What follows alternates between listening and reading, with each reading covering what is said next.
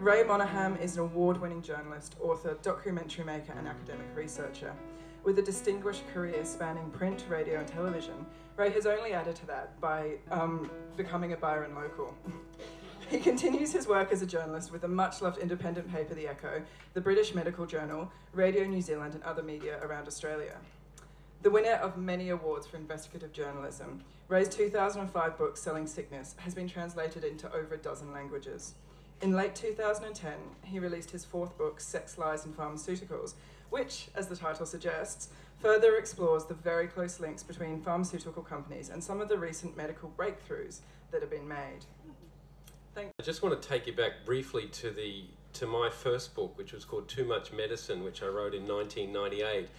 And one of the reasons I wrote that book was because I sat inside a doctor's surgery in Western Sydney in 1993, I think, when we were making a Four Corners program about ADHD. And we sat inside the office of a paediatrician as he diagnosed a toddler with ADHD and prescribed that toddler amphetamines. And when that toddler and that toddler's mum left the surgery, he sat there and had a confidential chat with myself and Norman Swan, who were doing the Four Corners, and he told us confidentially that he really thought that child was probably only a borderline case of ADHD anyway, and may not really have the condition, and may not need the amphetamines. But nevertheless, that child walked out with that script. Now, unfortunately, I haven't followed up to see how long the child took those drugs, but the sense of anger and concern and anxiety that caused me has driven me to now write my fourth book about overdiagnosis, over-medicalisation and over-treatment.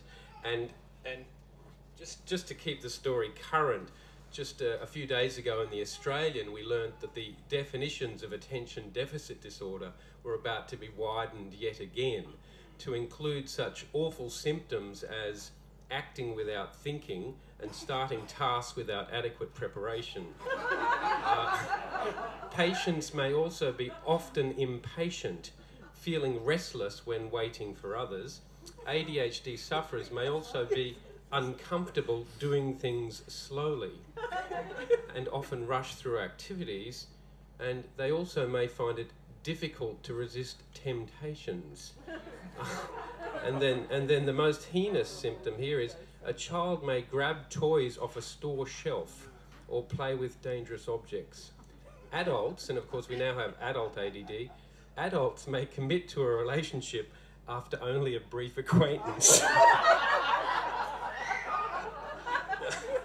No, I think there's a lot of that around here.